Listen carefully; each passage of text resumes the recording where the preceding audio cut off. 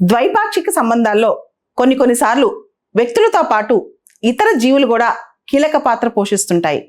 ఉదాహరణకి మనం cheetahs Africa ఖండం నుంచి, నమీబియా, సౌత్ ఆఫ్రికా నుంచి చీతాస్ తీసుకొచ్చుకుని మన మధ్యప్రదేశ్ కూనో జూలో వాటిని లొకేట్ చేసుకున్నాం. అదేవిధంగా ఇప్పుడు శ్రీలంక 1,00,000 కోతుల్ని చైనాకి పంపించనుందంట. అసలు ఈ శ్రీలంక 1,00,000 కోతుల్ని ఎందుకు పంపిస్తుందో ఒకసారి చూద్దాం. శ్రీలంకలోని వ్యవసాయ మంత్రిత్వ శాఖ ఒక చైనా వాళ్ళ రిక్వెస్ట్ని కన్సిడర్ చేయబోతోంది. చైనాకి 1,00,000 కోతులు కావాలంట. శ్రీలంకలో ఉన్న ఒక కోతి జాతి టోక్ మకాకి మంకీస్ అన్నమాట. సో ఇవన్నీ కూడా తీసుకెళ్లి చైనా జూ పార్క్లో పెడతారంట. చైనాకి ఆ కోతులు కావాల్సి ఉందంట, ముఖ్యంగా చైనా పిల్లల అమ్యూజ్మెంట్ కోసం. అయితే శ్రీలంకలో ఈ టోక్ మకాకీస్, ఈ మంకీస్ చాలా ఎక్కువగా పంట నష్టాన్ని చేస్తున్నాయి, వ్యవసాయం పైన దాడి చేస్తున్నాయి, అక్కడ పంటను నష్టం చేస్తూ రైతులు ఇబ్బంది పెడుతున్నాయంట. దాదాపు శ్రీలంకలో టోకు మకాకి జాతి కోతులు 3 మిలియన్లు అంటే 30 లక్షలు ఉన్నాయంట. అయితే IUCN international union for conservation of nature and natural resources ప్రకారం ఈ టోకు మకాకి శ్రీలంకలో ఉన్న టోకు మకాకీస్ ఎండేంజర్డ్ స్పీషీస్ లెక్కలో ఉన్నాయంట IUCN డేటా ప్రకారం. అయితే మీకు తెలుసు IUCN రెడ్ లిస్ట్ రిలీజ్ చేస్తుంది. ఆ రెడ్ లిస్ట్లో టోకు మకాకి మంకీ శ్రీలంకకు చెందినవి ఎండేంజర్డ్ స్పీషీస్లో ఉన్నాయి.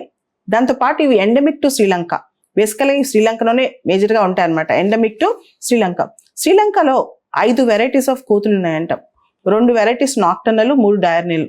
అంటే శ్రీలంకలో మంకీస్ వెరైటీస్ చాలానే ఉన్నాయి. మనందరికి తెలుసు చైనా శ్రీలంక వాణిజ్యం గురించి. అండ్ చైనా శ్రీలంకకి లార్జెస్ట్ లెండర్ కూడా, ఎక్కువగా అప్పులు ఇచ్చింది కూడా చైనానే. ఈ విధంగా అయినా ఒక రకంగా చైనాతో గుడ్ విల్ పెంచుకోవచ్చని శ్రీలంక అనుకుంటుందని కొంతమంది భావిస్తూ ఉన్నారు.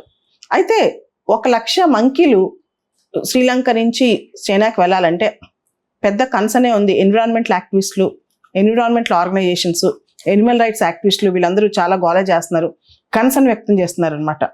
ఈ టోకు మకాకీస్ని చైనా ఏం చేయబోతోంది? ముఖ్యంగా ఏమంది గమనిస్తే శ్రీలంకలో కొన్ని మకాకి వెరైటీస్, కొన్ని కోతి వెరైటీస్ని ప్రొటెక్టెడ్ స్పీషీస్ లిస్ట్ నుంచి బయటకు తీసేశారు. అంటే రైతులు ఇతరత్ర వాళ్ళు వాటిని అవసరమైతే పంటకు నష్టం కలిగిస్తుంటే చంపేయచ్చు, లేదా ఇంకో చోటికి ఎక్స్పోర్ట్ చేయొచ్చు కూడా అనమాట. అయితే ఎన్విరాన్మెంటల్ యాక్టివిస్టులు మాత్రం ఇది ఎనిమల్ రైట్స్కి విరుద్ధం అని చెప్తున్నారు. దాంతోపాటు చైనీయులు ఈ మంకీ మీట్ని, ఈ కోతిని మాంసాహారంగా తీసుకుని తినే అవకాశం కూడా ఉందని చెప్పి కొంతమంది నిపుణులు అభిప్రాయపడుతున్నారు. శ్రీలంక ఈ మధ్యకాలంలో 3 రకాల మంకీ స్పీషీస్ని ప్రొటెక్టెడ్ స్పీషీస్ కింద వాళ్ళ లెక్కలోంచి తీసేస్తుంది అనమాట. ఒకటి టఫ్టెడ్ గ్రే లంగూర్, రెండోది పర్పుల్ ఫేస్డ్ లీఫ్ మంకీ, మూడోది టోక్ మకాకి. ఇవన్నీ ప్రొటెక్టెడ్ స్పీషీస్ నుంచి తీసేసింది. మొత్తానికి కోతుల యొక్క ఇప్పుడు ఈ 1,00,000 కోతులు మకాకీస్ శ్రీలంక నుంచి చైనాకి ఎట్లా వెళ్తాయి? ఈ మకాకీస్ని చైనా ఇంత ఖర్చు పెట్టి, అంటే చైనా అక్కడికి తీసుకెళ్ళడానికి చాలా ఖర్చు అవుతుంది అనమాట. తీసుకెళ్ళి అక్కడ జూ పార్క్లో ఎలా ప్రొటెక్ట్ చేస్తాయి? ట్రాన్స్లొకేషన్ అయిన తర్వాత, అంటే ఒక ప్లేస్ నుంచి ఇంకో ప్లేస్లో రీహాబిలిటేట్ అవటం మకాకీస్కి అంత ఈజీయా?